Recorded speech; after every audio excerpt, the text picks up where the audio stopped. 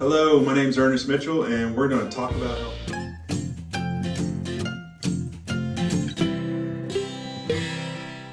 So what I'm going to do is just go over some of the basic differences so that we can help you narrow down what's going to be the best health insurance program for your needs. Everybody's needs are different. So everybody knows about the Affordable Care Act. So when it comes to the Affordable Care Act, some people call it Obamacare, these are plans that they accept all pre-existing conditions. So if you're looking at your situation or someone else's situation and they have a pre-existing condition, that means that they have something like they recently had a heart attack, they have some type of illness, you're going to have to go here. So that means you automatically are going to go there if you have a pre-existing condition. They take it, with an Affordable Care Act plan, they don't ask you any health questions. They do look at income. Another nice thing about the Affordable Care Act plan is if you are a lower income person, you can look at getting your plan subsidized based on your income. We have quite a few clients that are actually qualify for full 100% coverage. That means that the plan's designed because of their income to subsidize the entire premium, and then they still get good health insurance. A lot of times we found with the Affordable Care Act, they have higher deductibles. So that's something to consider. Now there are some ways that we can fix that deductible. We can look at putting like a gap plan, or you can actually substitute an indemnity plan. So you can actually swing that in there with it to fill in the holes and the gaps on things like your deductible and some of your other out-of-pockets that you might have. Now, next we have a major medical plan. This is a plan that you have to be underwritten for. So you have to have your health has to meet a certain criteria. But if you do get approved for a major medical plan, one of the things about it is it's a major medical plan. So like the Affordable Care Act, which is a form of a major medical plan in most ways, you'll have a deductible. Your deductible doesn't apply to your office visits. Your deductible is just going to apply if you go and get admitted into the hospital. That's the beauty of it. So you do have to be underwritten. You can choose an HMO or a PPO. We always recommend the PPO. The reason is, with the PPO, you can go in and out of network. With an HMO, you have to choose the doctors and hospitals that are in that network. Like, so for instance, HMO, a lot of people have access like a Kaiser Permanente. They have a really good program, but you have to go to that facility. I like to be able to have the option to go see a specialist or a doctor or a hospital. God knows if something was to happen to me or someone in my family, it's very important to me that we can go to a doctor or hospital or facility that's going to give us the best opportunity to regain our health and to get back. So that's why I always push my clients to consider the PPO. You also have an indemnity plan. One of the things about these indemnity plans is a lot of times what I find in this industry, in our industry in the United States of America, there are people out here that are regularly selling indemnity plans like they are health insurance. They're not. And some of the times these guys don't know any better because this is what they're trained to do.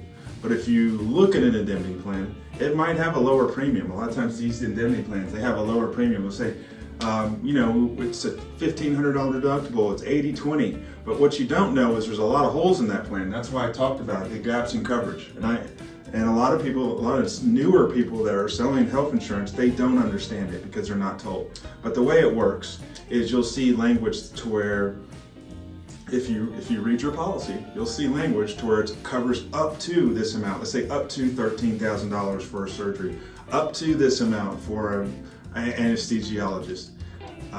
There might even be a stop loss where this plan only covers up to $75,000. And I can promise you, that is not why you want health insurance. You want to make sure you have your health insurance plan that's going to read in language like this, covering you up to $1 million, $2 million, because what I've seen time and time again, that when something happens, at that point you don't care, but you don't want to lose everything that you've worked so hard for. If you're going to pay a monthly premium, you want to make sure you're going to pay a monthly premium that God forbid something happens to you or your loved one, that you guys are completely covered, regardless of whatever the scenario is.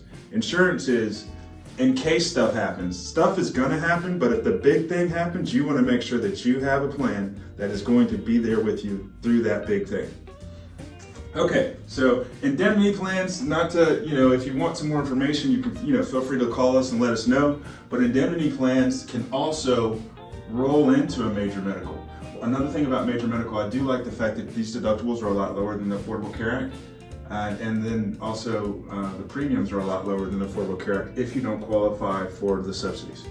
Now with Indemnity Plan, it looks like a health insurance, like a major medical plan. It acts like it, but it doesn't pass the smell test. It might even have some office visits. But you gotta make sure that there's no gaps. Just because they're giving you a lower premium and they have a low deductible and they have some office visits doesn't mean that it's gonna cover you completely, God forbid something should happen. So you really just need to verify that and make sure you're not in a indemnity plan. Group plans. So a lot of times we run into clients that are either coming off a group, they might have a group plan, they might even have a group plan that's too expensive. We've seen that quite a bit to where it makes more sense, and that's because there might be some people in your group that are raising the rates for everybody else. So it might make sense for you to go out on your own. We recently talked to a person that was a family about our age, and they were paying $1,100 a month. They're healthy. We put together a program, all the bells and whistles, and we were able to get it in the low 600s, and that made them very happy. So that's also an option. You don't, just because your group offers a health insurance plan does not mean, especially if you're healthy, that you need to stay with that group.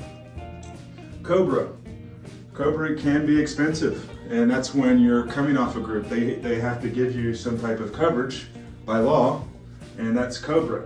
And once again, you don't want to be paying for Cobra because you're going to be paying, a lot of times your company was subsidizing your health insurance. They might have been paying a portion of it. Now when you're in Cobra, they're not. So that price really rises drastically. Now if you have to have Cobra because they're a pre-existing condition, you still can look at the Affordable Care Act. That we can go back over there and look at that, but you're not always stuck with Cobra. Not anymore, it used to be. And then you have Christian Share, MediShare.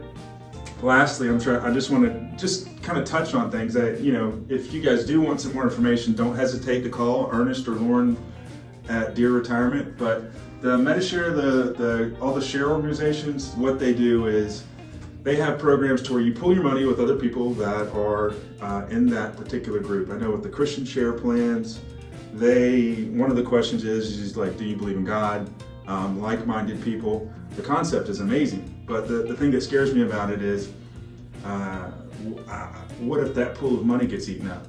And it's not the language like insurance. It's we put our pool of money together and then we all will share into each other's bills and stuff like that. I prefer to make sure that I have protection that's more legal. That's why, but we do offer it. We do have some clients that we've written over the years, but that's what they wanted. And we're brokers, so if someone comes to me and says, this is what I want, I give it to you. So that's just my thoughts. I'm glad to go over this at any time. You can come check us out online. You can come check to our office. We can do a Zoom call or just a regular call. The best way to reach me is 1-800-615-1440. Ernest at dearretirement.com. You can also reach me at info@dearretirement or Lauren at dearretirement. And I hope this was of value.